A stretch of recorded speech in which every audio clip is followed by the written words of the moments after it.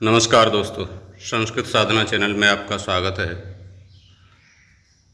कल लघु सिद्धांत कौमुदी के 14 सूत्रों को हमने पढ़ा, प्रत्याहार बनाना सीखा और प्रत्याहार किस प्रकार बनाए जाते हैं, इन सब विषयों को हमने देखा।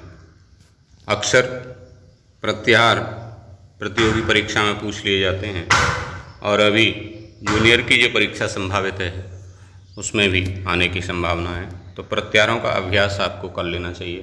किसी प्रकार का कोई आपको कन्फ्यूजन है या कहीं कोई दिक्कत है तो आप कमेंट्स करके पूछ सकते हैं, वो क्लियर कर दिया जाएगा। तो कल आदिरंतेन संहिता सूत्र को पढ़ा, जो प्रत्याहार विधायक सूत्र है, प्रत्याहार संज्ञा करने वाला है और उससे प्रत्याहार बनते हैं। आगे ऊ कालो ह्रस्व दीर्घ पुलुतः, ये ह्रस्व दीर्घ और पुलुत संज्ञा करता है। माने जो एक मात्रिक, द्विमात्रिक और त्रिमात्रिक होते हैं। एक मात्रिक माने ह्रस्व, द्विमात्रिक माने दीर्घ और त्रिमात्रिक माने पुलुत। माने एक मात्रिक की ह्रस्व संज्ञा हो जाएगी और द्विमात्रिक की दीर्घ संज्ञा होगी और त्रिमात्रिक की पुलुत संज्ञा हो जाएगी। तो इस प्रकार से इन्होंने लिखा सब प्रत्येक मुदात्तादि भेदेन त्रिधा। तो इस प्रकार से ह्रस्व दीर्घ पुलुत करने से 3 भेद हो जाएंगे आयुरी आदि के। फिर उन 3 के उदात्त, अनुदात्त और स्वरित संज्ञाएं होंगी। तो 3 के 3 भेद और हो जाएंगे। तो 3 के 3 भेद और होने से उसकी संख्या हो जाएगी 9। और 9 के फिर 2 भेद और होते हैं, एक अनुनासिक और एक अनुनासिक। स नवविधोपि, वो जो 9 हुए कौन कौन से? ह्रस्व, दीर्घ, पुलुत, ये 3 हुए। और 3 के फिर उदात्त, अनुदात्त, स्वरित, 3 भेद हुए तो 9 हो गए। अब ये जो 9 हुए तो स नवविधोपि प्रत्येकम अनुनासिक और अनुनासिकत्वाभ्याम दुधा। अनुनासिक और अननुनासिक भेद से 2 भेद हो जाएंगे तो 9 दूनी 18। तो इस प्रकार से 18 भेद हो जाते हैं। आ के, ई के, ऊ के, री के 18 भेद हैं। री के साथ में लरी के बाद भेद भी जुड़ते हैं, इसलिए उसको 30 प्रकार की मान लिया जाता है। और एचामपि द्वादश, ए ओ ऐ औ ये 12 प्रकार के होते हैं, क्योंकि इनमें ह्रस्व का अभाव होता है।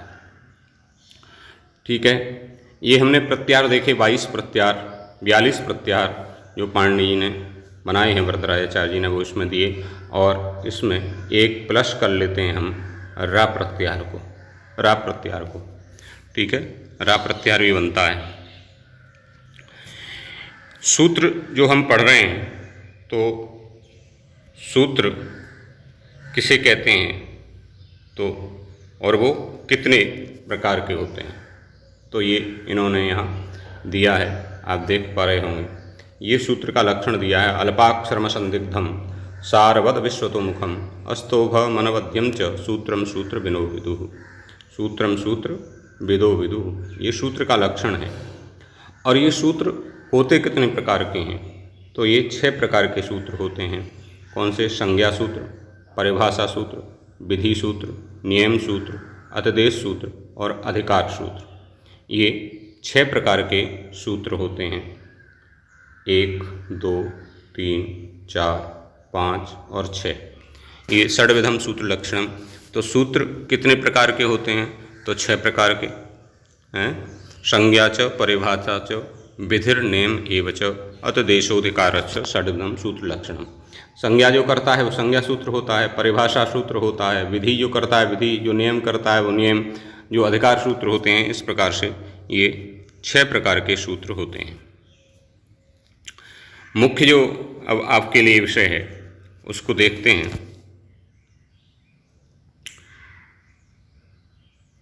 अनुनासिक संज्ञा होती है। मुखनासिका वचनोनुनासिका, मुख सहित नासिकयोच्चार्यमाणो वर्णो अनुनासिक संज्ञा स्यात्। मुख सहित नासिका के द्वारा जिन वर्णों का उच्चारण होता है उनकी अनुनासिक संज्ञा होती है। तो आ ई उ रे एसाम वर्णानाम प्रत्येकम अष्टादश वेदा। इस प्रकार से ये आ ई उ रे इनके 18 भेद हुए। लिर वर्ण से द्वादश, लिरी 12 प्रकार की होती है क्योंकि उसमें दीर्घ का अभाव होता है। एचामपि द्वादश, एच भी 12 प्रकार के होते हैं क्योंकि उनमें ह्रस्व का अभाव होता है। अब देखिए ये सूत्र बड़ा महत्वपूर्ण है किसी भी परीक्षाओं के लिए, क्योंकि इस सूत्र के अंतर्गत जितने भी विषय हैं उनमें से कई प्रश्न आते हैं। तो इस सूत्र को विधिवत आपको देख लेना चाहिए। तुल्यास्य प्रयत्नम सवर्णम, इसकी वृत्ति है तालवाद स्थान माभ्यंतर प्रयत्नश्चेत्ये तद्वयम यस्य येन तुल्यम तन्मिथः सवर्ण संज्ञम स्यात्। ये सवर्ण संज्ञा विधायक सूत्र है।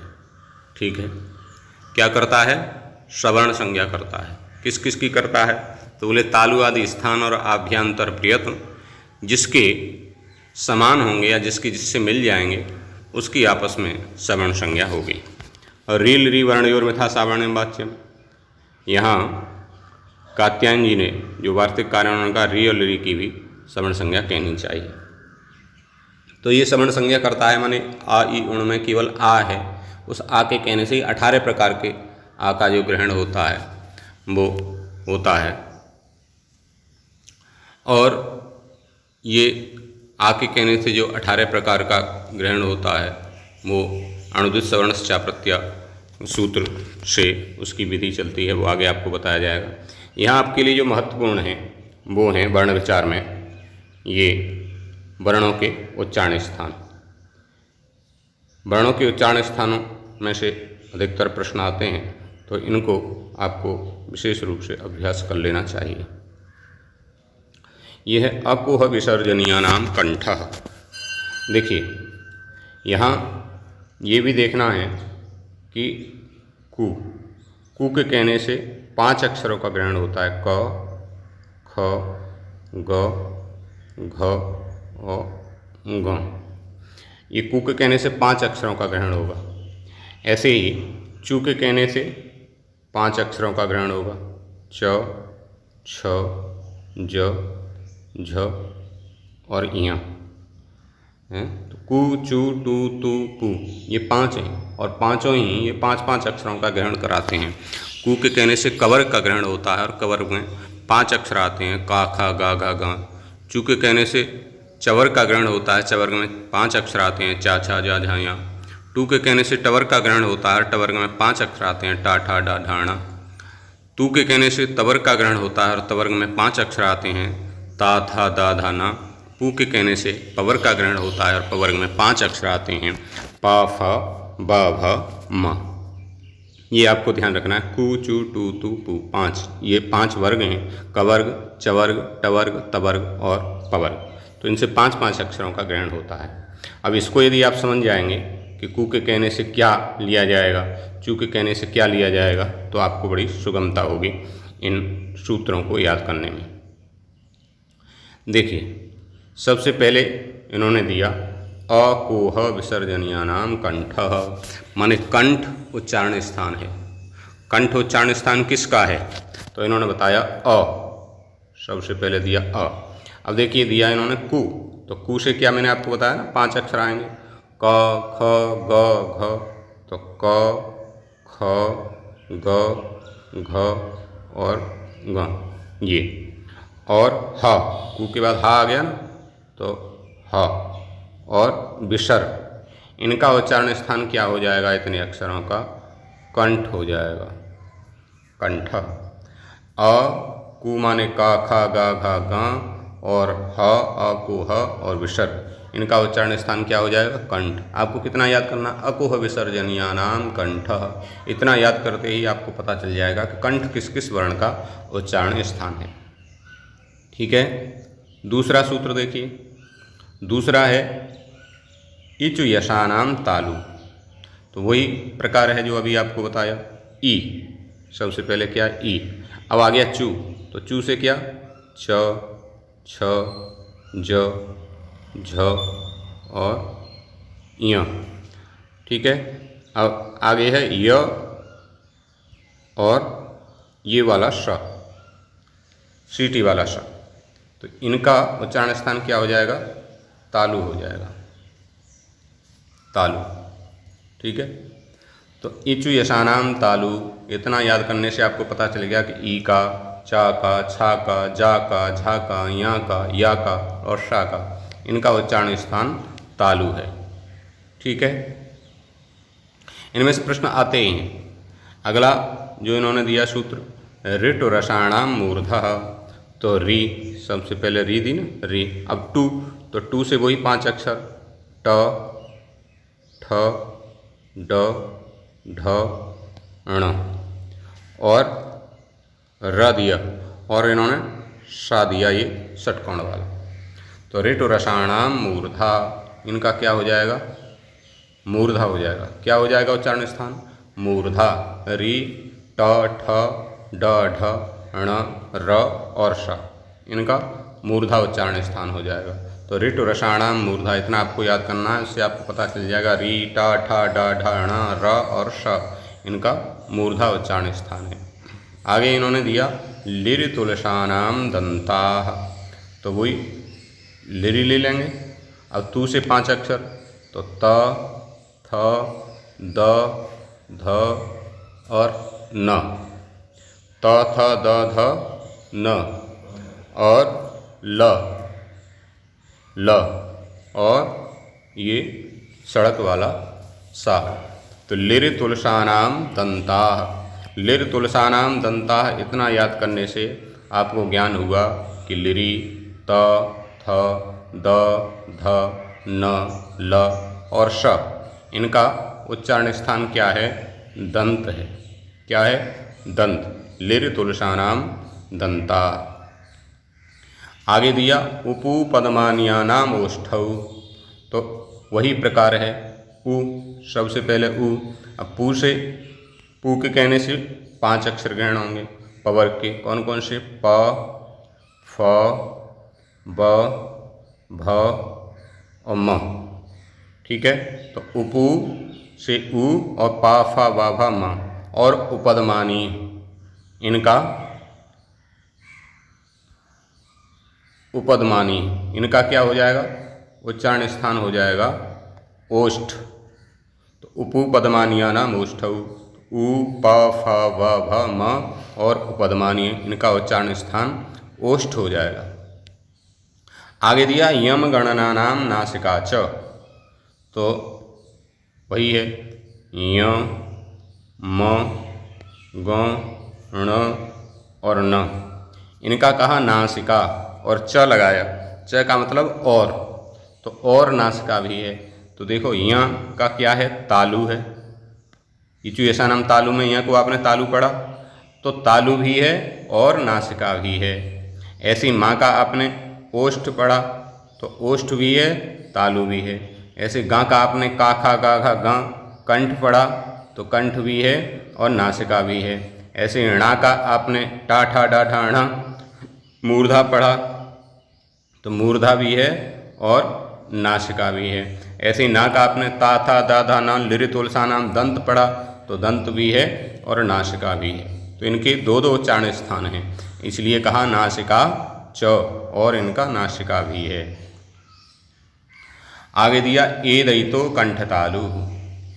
ए दयितो, तो ए और आई, इनका उच्चारण स्थान क्या है? कंठ तालु है। ए दयितो कंठ तालु माने ए और ऐ का उच्चारण स्थान कंठ तालु है। आगे दिया ओ दौतो कंठोष्ठम, तो ओ और औ, ओ औ आपने पढ़ा ना वर्णमाला में, तो ओ और औ का उच्चारण स्थान क्या है? कंठोष्ठ है। ओ और औ का कंठोष्ठ है उच्चारण स्थान, ओ दौतो कंठोष्ठम। और वकारस्य दंतोष्ठम, तो ये जो वा मिलता है, एक तो वा वक्री होता है, एक वा होता है, या वा, तो वा जो है उसका उच्चारण स्थान क्या है? दंतोष्ठ है। माने दंत भी और ओष्ठ भी, तो दांत और ओष्ठ दोनों को मिलकर के वा बोल पाते हैं। वा बोलने का प्रयास करेंगे तो आपको पता चल जाएगा कि दांत के साथ साथ ओष्ठ का प्रयोग भी इसमें हो रहा है।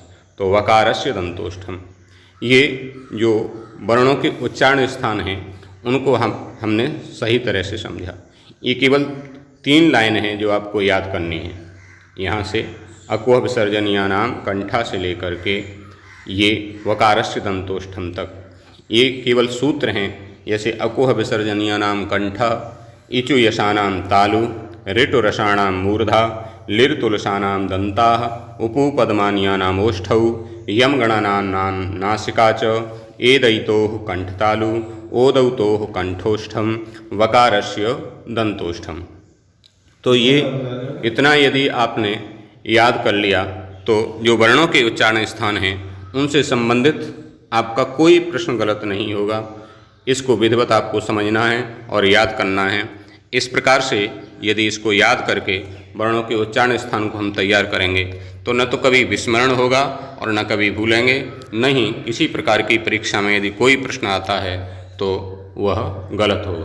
पूछ लेते हैं कि का उच्चारण स्थान क्या है या टा का उच्चारण स्थान क्या है, तो ये सूत्र यदि आपने याद कर रखे हैं तो उसमें किसी प्रकार की आपको कोई दिक्कत नहीं होगी। तो इसमें कोई यदि कन्फ्यूजन है तो आप पूछ सकते हैं। और प्रत्याहार आदि में भी यदि समझ में नहीं आया हो तो उसको एक बार दोबारा से समझा देंगे। आप यदि पूछेंगे तो उसको आपको दोबारा बता दिया जाएगा। धन्यवाद।